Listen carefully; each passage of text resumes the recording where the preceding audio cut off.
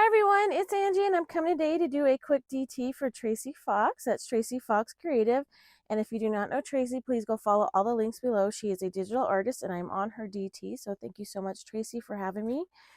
There are many great DTs on her team right now. So if you'd go check her playlist of her DTs, I'll also have the link to those as well.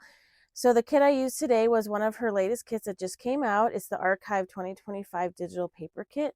And when I saw it, I loved it. I had this idea in the back of my head, which I will share with more of that later. This is kind of part of what I'm creating for this project. But right now, this is what has to do with Tracie is right here. And then later on, I have something that I've been working on, some ideas, and I think it's going to be a lot of fun. So I am going on a week-long retreat with a bunch of ladies in Anaconda, and it's a junk journal art retreat, and I'm so excited. And we do give gifts, or some little tiny gifts, and thinking of you gifts. So I thought that Tracie's kit would be awesome for this. So these are, let's see how many do I have. I think I have 7 of these, and then I used her ledger paper, and then these, when I have it all put together, this is also in the kit. These are kind of really cool. These will go in some pockets.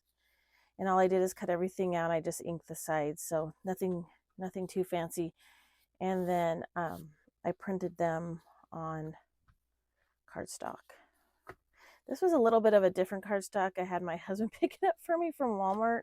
I don't know, it's kind of weird. It's very cottony. So if you get, where do I have it? Oh, there it is.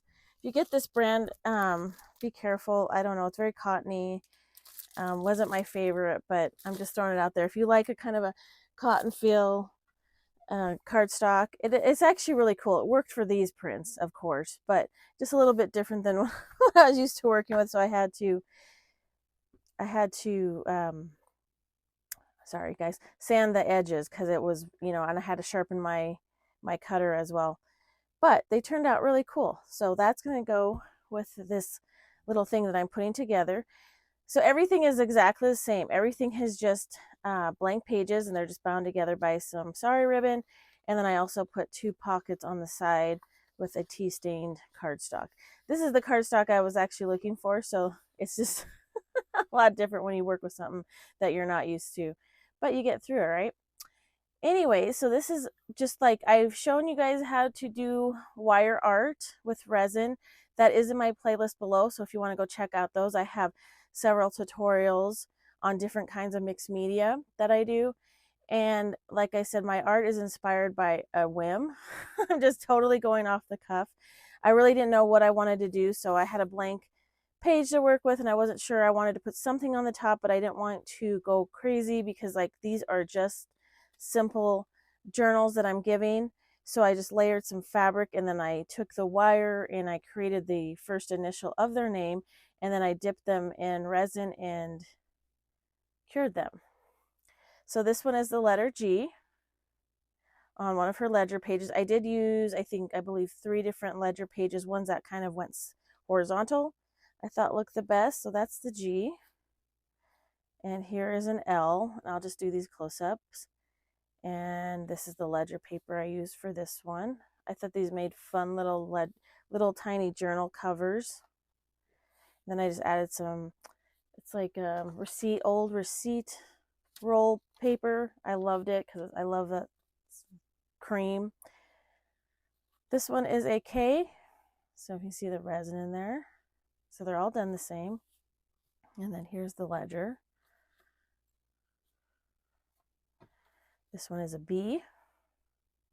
I love this because I love number 5. 5 is my favorite number, and I try to incorporate it in a lot of my work. I still do that. Sometimes I just hide the number 5 because I really love it. 5 and keys are my thing. And this one's an E. And sometimes the resin didn't catch on all the little loops, but that's still, I just left it that way. I let the resin kind of do what it wants because you don't want to overfuss with it. You could do these with glossy accents. I show you alternatives as well. You'll just have to do it a little bit different. Like I said, head to my playlist if you want to know more about that.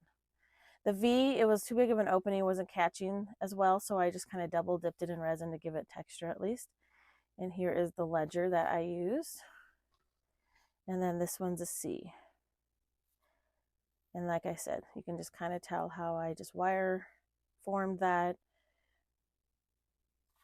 And then there's the back of this ledger. So these ledger pages work so well for what I wanted to do. I didn't at first know exactly what I wanted to do for covers until she came out with that kit. And I said, perfect.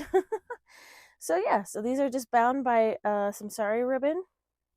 You can kind of do whatever style little spine you want to keep your pages together. You could even use elastic or however you like to bound pages.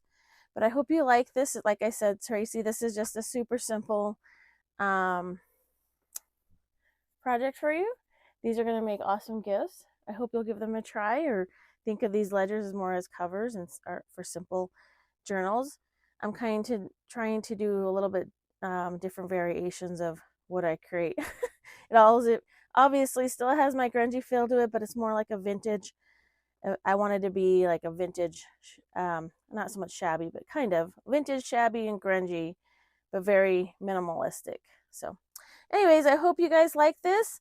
Leave a comment below. Thank you so much for my new subs. I truly appreciate it. I'm almost to 5,000. I can't wait. I'll have to do something or think of something to do if I hit 5,000 soon. I hope everybody's having a wonderful day, and we'll talk to you again soon. Bye-bye.